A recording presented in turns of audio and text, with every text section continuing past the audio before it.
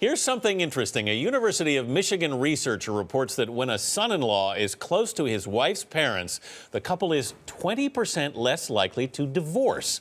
Why is that? Well, let's ask two relationship experts, Heide Banks and Ian Kerner, who's also a sex therapist. Good morning to you both. Morning. Good morning. Ian, let me start with you. What do you think of this study?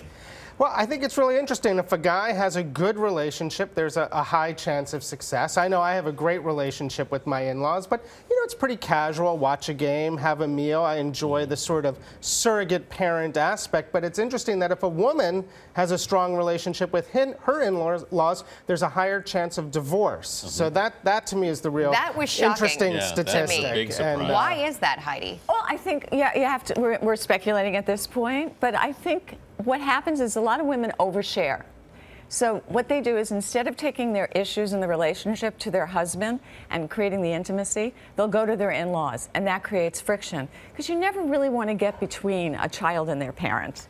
Yeah, I think a guy can definitely feel ganged up on when his wife and his mother-in-law sort of form a coalition together, or his wife and his mother form a coalition. Well, do you think husbands and wives are looking for different things or different kinds of relationships from their in-laws then? Yeah, well, I think very often a wife is looking for a very close relationship with her mother-in-law. And let's remember, not all in-laws always agreed about the marriage in the first place or loved this idea of the marriage. So I think we're all looking for approval from our in-laws. And I think once you get that approval or you open that door, relationships, boundaries can get blurred. And it's very easy for a mother-in-law to kind of crash through those boundaries. I loved in this study how they said it was the initial. It wasn't even like, this is a 25-year study, which is what's so incredible. It was the initially. So initially, if my husband made friends with my mother and father, it worked.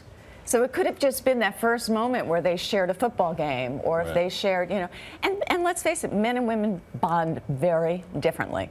Men love to bond over activity, women emotionally. So that's where the boundaries can get crossed, and sometimes unhealthy boundaries will be established. But it seems like it's possible as a woman to have great relationship with your in-laws and not cross that line, not become a let's gang up on my husband thing. Absolutely, absolutely. I think the main thing is that couples, once they're together, you really need to defend the marriage. I mean, I meet so many relationships in which they're not a team, and mom comes over, the mother-in-law comes over, and all of a sudden he's acting like a little boy, And I think being able to defend the relationship is imperative. Well, and also set the boundaries.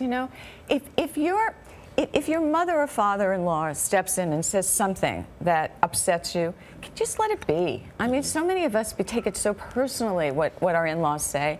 There's got to be a place where you go, I can listen, I can hear what they have to say, and move on. You say to set realistic expectations, for example.